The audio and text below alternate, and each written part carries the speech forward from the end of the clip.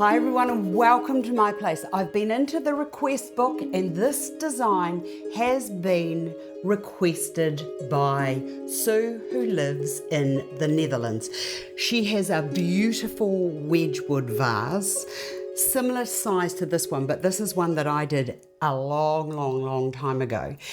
Now her request is, can you put things, dried forms like honesty and Dusty Miller and gum pods and things like hydrangeas and lavender and some artificial berries? Because all of the research that she discovered showed fresh blooms into Wedgewood, like roses and lilies and hydrangeas. She wants to take it up a level so that she can have something that she can have in her room or in to just suit her decor all year round, plus be able to put fresh flowers in as she sees them when she's at the market or they come into bloom in her garden. Now, there's been a lot of rules over the years, and all I want to share is look at what Constance Spry did. I call her the grandmother of floral design. She didn't care what season it was, whether the flowers from the glasshouse, the garden, the market.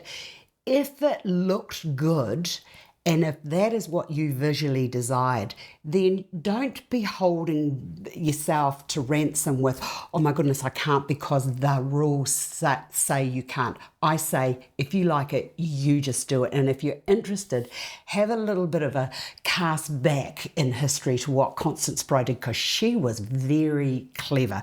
Okay, to start, I've got some honesty here, and I'm just going to plonk that down and into the vase.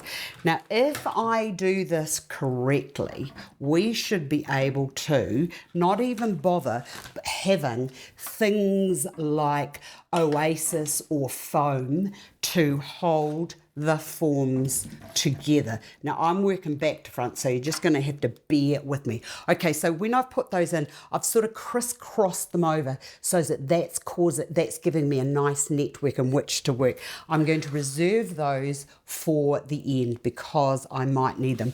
Now, getting the Dusty Miller, all I'm going to do with this is get them together like so, and then just put those into there like that. Now this is going to be another bit of a framework to hold everything, and I'm going to reserve that bit for the end.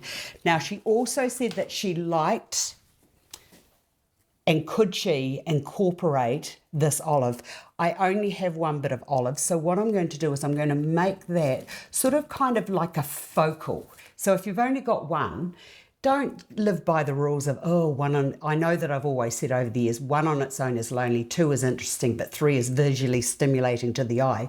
But if you've only got one, just make that the center of attention. I love it.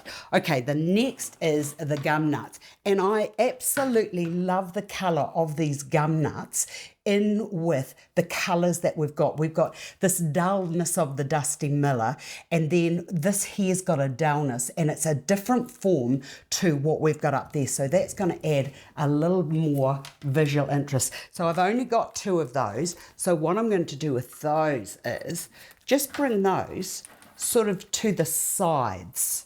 Like, oops, hold on, we've got a bit of movement here. I'm going to bring those to the side. Now, don't worry about these wings out here because we'll fix those. Now, the next thing she wanted to do is like using the hydrangeas. Where would she put those? So what I'm going to do with that is I'm going to put that there, and I'm going to bring those down as if they are my focal in this design. Ha-ha! And I think that the wonderful thing about the blue hydrangeas is it's picking up the blue in here, and it's also got darker bits, so that mutation and combinations of forms and colours is going to help to build up a picture. Right, she also wanted to put in some lavender. So with the lavender, what I'm going to do with that is I'm going to bring a bit down to there, and I'm going to bring the other bit up into there. Now, knowing how the lavender grows, it grows in a bush and it sort of like splays itself out. So I'm splaying that out there. And also I love the colour of the lavender that comes through into the hydrangeas. Perfect. Right, the next to go into here are going to be the snowberries. So I'm going to put one down into there, and the other one, I'm going to show you in a minute what I'm doing.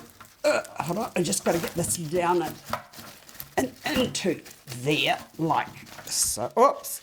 See, the other thing is that I need to share is be very careful when you're crossing your stems, because it can make it quite difficult. Oh, hold on a minute now. What have I done? Wait a minute here. See, I'm kind of being handicapped. In fact, that's another thing I need to talk about. I actually honestly do have a handicap, and I'm on my last chance from the hand specialist to be minding the hands because they're not happy. Okay, so putting the snowberries to the front. So now what happens is you've got this lovely whites down here, and then you've got this explosion of little white berries. Now with these two bits that I saved, I'm going to bring a bit up into there, and then with these bits here, because I've got a little space, we're just going to bring those down and into there like so.